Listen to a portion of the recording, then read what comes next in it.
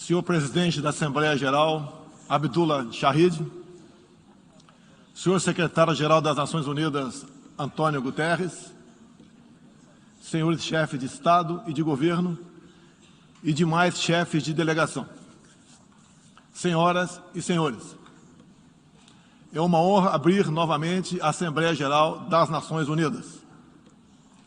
Venho aqui mostrar o Brasil diferente daquilo publicado em jornais ou visto em televisões. O Brasil mudou e muito depois que assumimos o governo em janeiro de 2019. Estamos há 2 anos e 8 meses sem qualquer caso concreto de corrupção. O Brasil tem um presidente que acredita em Deus, respeita a Constituição, valoriza a família e deve lealdade ao seu povo. Isso é muito. É uma história da base se levarmos em conta que estávamos à beira do socialismo. Nossas estatais davam prejuízos de bilhões de dólares no passado. Hoje são lucrativas. Nosso Banco de Desenvolvimento era usado para financiar obras em países comunistas, sem garantias. Quem honrava esses compromissos era o próprio povo brasileiro. Tudo isso mudou. Apresento agora um novo Brasil, com sua credibilidade já recuperada diante do mundo. O Brasil possui o maior programa de parceria de investimentos com a iniciativa privada de sua história. Programa que já é uma realidade e está em franca execução. Até aqui foram contratados 100 bilhões de dólares de novos investimentos e arrecadados 23 bilhões de dólares em outorgas. Na área de infraestrutura, leiloamos para a iniciativa privada 34 aeroportos e 29 terminais portuários. Já são mais de 6 bilhões de dólares em contratos privados para novas ferrovias. Introduzimos o sistema de autorizações ferroviárias, o que aproxima nosso modelo ao americano. Em poucos dias recebemos 14 requerimentos de autorizações para novas ferrovias, com quase 15 bilhões de dólares em investimentos privados. Em nosso governo, promovemos o ressurgimento do modal ferroviário. Como reflexo, menor consumo de combustíveis fósseis e redução do custo do Brasil, em especial no barateamento de produção de alimentos. Grande avanço vem acontecendo na área do saneamento básico. O maior leilão da história do setor foi realizado em abril, com concessão ao setor privado dos serviços de distribuição de água e esgoto no estado do Rio de Janeiro. Temos tudo o que o investidor procura: um grande mercado consumidor, excelentes serviços, tradição de respeito a contratos e confiança no nosso governo. Também anuncio que nos próximos dias realizaremos o leilão para a implementação da tecnologia 5G no Brasil. Nossa moderna e sustentável agricultura de baixo carbono alimenta mais de 1 bilhão de pessoas no mundo e utiliza apenas 8% do território nacional. Nenhum país do mundo possui uma legislação ambiental tão completa quanto a nossa. Nosso Código Florestal deve servir de exemplo para outros países. O Brasil é um país com dimensões continentais, com grandes desafios ambientais. São 8,5 milhões de quilômetros quadrados, dos quais 66%, 2/3, são vegetação nativa, a mesma desde o seu descobrimento em 1500. Somente no bioma amazônico, 84% da floresta está intacta, abrigando a maior biodiversidade do planeta. Lembro que a região amazônica equivale à área de toda a Europa Ocidental. Antecipamos de 2060 para 2050 o objetivo de alcançar a neutralidade climática. Os recursos humanos e financeiros destinados ao fortalecimento dos órgãos ambientais foram dobrados, com vistas a zerar o desmatamento ilegal. E os resultados desta importante ação já começaram a aparecer. Na Amazônia, tivemos uma redução de 32% do desmatamento no mês de agosto, quando comparado a agosto do ano anterior. Qual país do mundo tem uma política de preservação ambiental como a nossa? Os senhores estão convidados a visitar a nossa Amazônia. O Brasil já é um exemplo na geração de energia, com 83% advinda de fontes renováveis.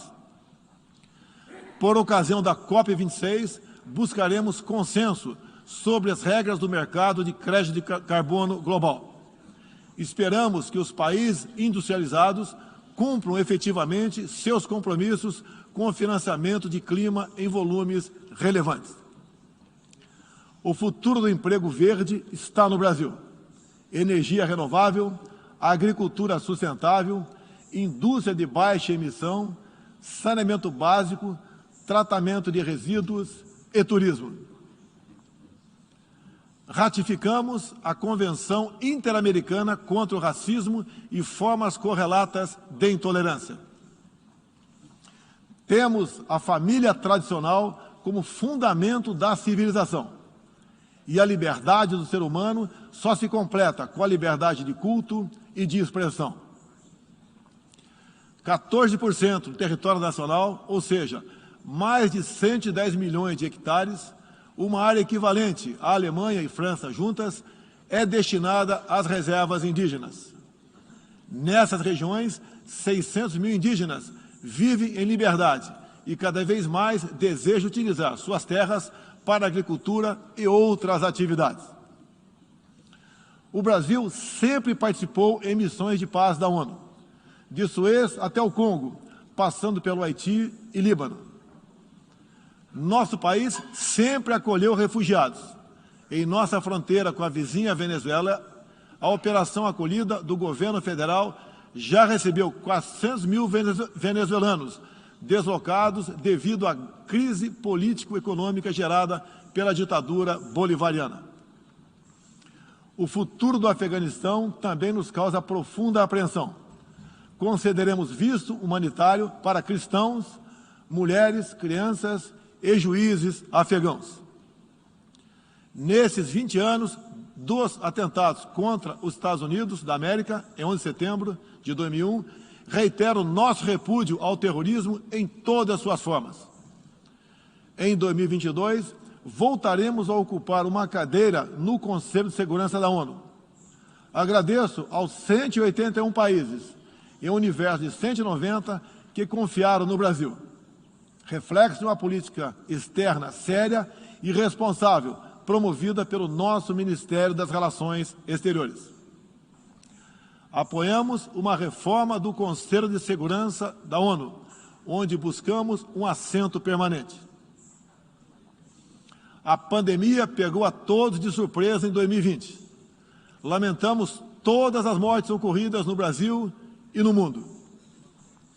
Sempre defendi combater o vírus e o desemprego de forma simultânea e com a mesma responsabilidade. As medidas de isolamento e lockdown deixaram um legado de inflação, em especial nos gêneros alimentícios no mundo todo. No Brasil, para atender aqueles mais humildes, obrigados a ficar em casa por decisão de governadores e prefeitos e que perderam sua renda, concedemos um auxílio emergencial de $800 para 68 milhões de pessoas em 2020. Lembro que terminamos 2020, ano da pandemia, com mais empregos formais do que em dezembro de 2019, graças às ações do nosso governo com programas de manutenção de emprego e renda que nos custaram cerca de 40 bilhões de dólares. Somente nos primeiros 7 meses deste ano, criamos aproximadamente 1.800.000 novos empregos. Lembro ainda que o crescimento para 2021 está estimado em 5%. Até o momento, o governo federal distribuiu mais de 260 milhões de doses de vacinas e mais de 140 milhões de brasileiros já receberam, pelo menos, a primeira dose, o que representa quase 90% adulta. 80% da população indígena também já foi totalmente vacinada. Até novembro, todos que escolheram ser vacinados no Brasil serão atendidos. Apoiamos a vacinação. Contudo, o nosso governo tem se posicionado contrário ao passaporte sanitário ou a qualquer obrigação relacionada à vacina. Desde o início da pandemia, apoiamos a autonomia do médico na busca do tratamento precoce, seguindo recomendação do nosso Conselho Federal de Medicina. Eu mesmo fui um desses que fez tratamento inicial. Respeitamos a relação médico-paciente na decisão da medicação a ser utilizada e no seu uso off-label. Não entendemos porque muitos países, juntamente com grande parte da mídia, se colocaram contra o tratamento inicial. A história e a ciência saberão responsabilizar a todos. No último 7 de setembro, data da nossa independência, milhões de brasileiros, de forma pacífica e patriótica, foram às ruas, na maior manifestação de nossa história. Mostrar que não abre mão da democracia, das liberdades individuais e de apoio ao nosso governo. Como demonstrado, o Brasil vive novos tempos. Na economia, temos um dos melhores desempenhos entre os emergentes. Meu governo recuperou a credibilidade externa e hoje se apresenta como um dos melhores destinos para investimentos. É aqui, nesta Assembleia Geral, que vislumbramos um mundo de mais liberdade, democracia, prosperidade e paz. Que Deus abençoe a todos.